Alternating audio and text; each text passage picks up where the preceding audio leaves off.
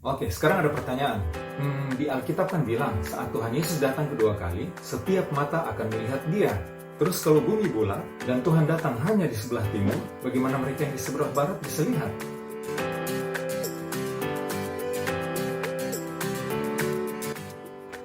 Ternyata tahun 550 sampai 370 sebelum Masehi, para ahli bilang bumi itu flat, datar.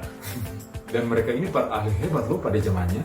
Nah, ada juga ajaran yang bilang kalau bumi ini ditopang gajah, yang ditopang kura-kura. Wow. Kalau mitologi Yunani, ada raksasa besar nama Atlas yang dihukum pikul bumi. Terus kira-kira dia ini berdiri di mana? Tapi semua ajaran itu masih kalah. Ada ajaran yang malah bilang bumi itu dipikul ikan paus besar. Berarti tinggal tunggu dia menyelam dan kiamat. Ini ajaibnya Alkitab. Di saat banyak yang ajarkan bumi datar, Nabi Yesaya yang hidup di tahun 760-an sebelum Masehi sudah menulis bumi itu bulat.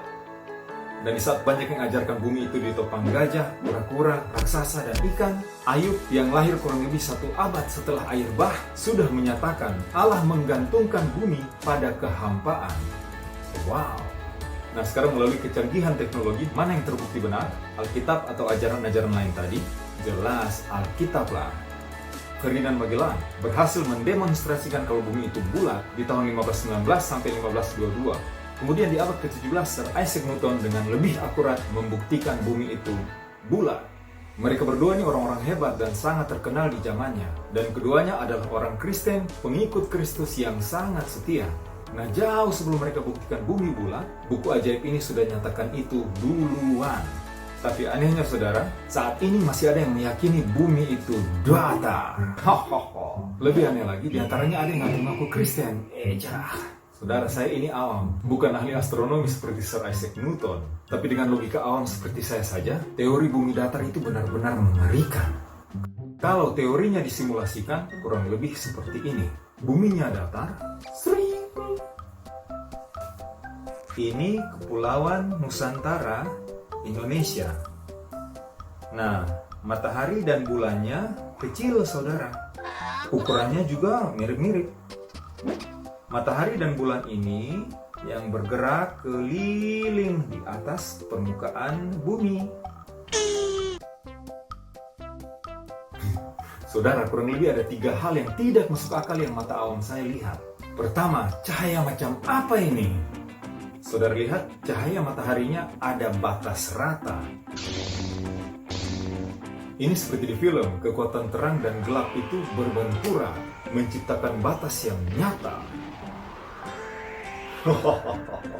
Kalau di dunia nyata harusnya bagaimana? Mari buktikan. Oke saudara, untuk simulasi ini tentu kita butuh 2 hal. Bumi datar dan matahari. Maaf, saya tidak punya peta bumi datar, jadi anggap saja karpet ini bumi datarnya. Dan ini saya punya mataharinya. Alright, sekarang lightning off. Wah, gelap gulita ladies and gentlemen. And now, matahari bersinar dalam 3, 2, 1. Sling. Yup, sekarang mataharinya keliling permukaan buminya. Wah, kalau di Indonesia ada bakso keliling, di Flat Earth mereka punya matahari keliling. Aha, dari simulasi ini sudah ada 2 fakta nyata.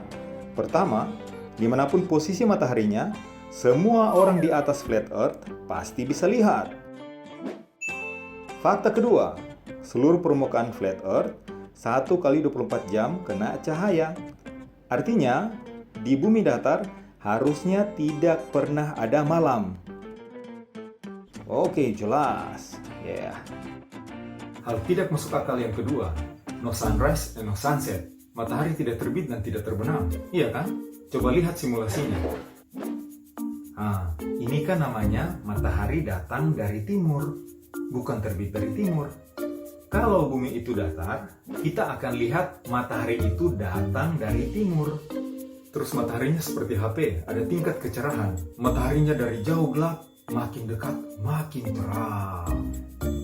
Wah, demikian juga kalau bumi datar, matahari tidak mungkin terbenam, tapi menjauh. Makanya solusi mereka yang pikir bumi datar, mereka bilang matahari terbenam beneran dalam air.